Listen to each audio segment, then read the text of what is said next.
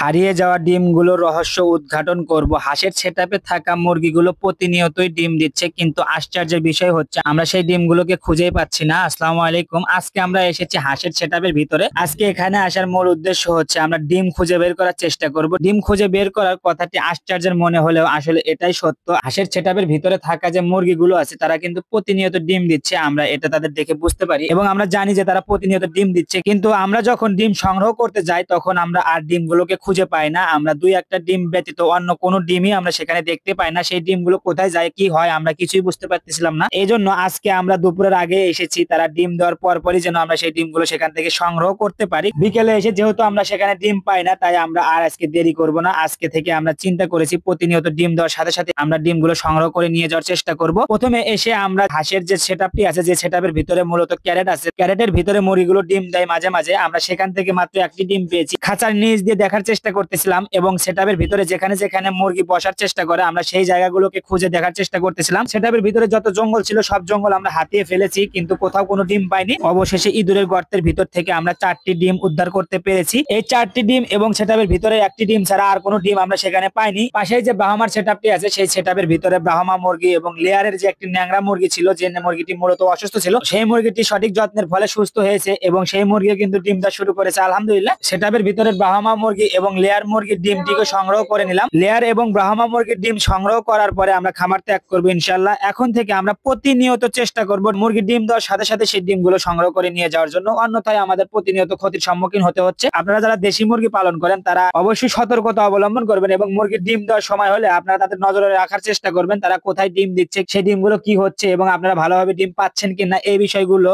নজরে রাখবেন। এবং আপনি যদি ডিম খুঁজে না পান তাহলে আপনি চেষ্টা করবেন মুরগিকে ধরে রেখে তার থেকে ডিমগুলো সংগ্রহ করার, অন্যথায় আপনি ক্ষতির সম্মুখীন হবেন, আপনি একটা ডিমও সংগ্রহ করতে পারবেন না। আমাদের মতো আপনারও একই অবস্থা হতে পারে। যাই হোক, আমাদের জন্য দোয়া করবেন, আমাদের খামারের জন্য দোয়া করবেন। সকলে ভালো থাকবেন, সুস্থ থাকবেন। আল্লাহ হাফেজ।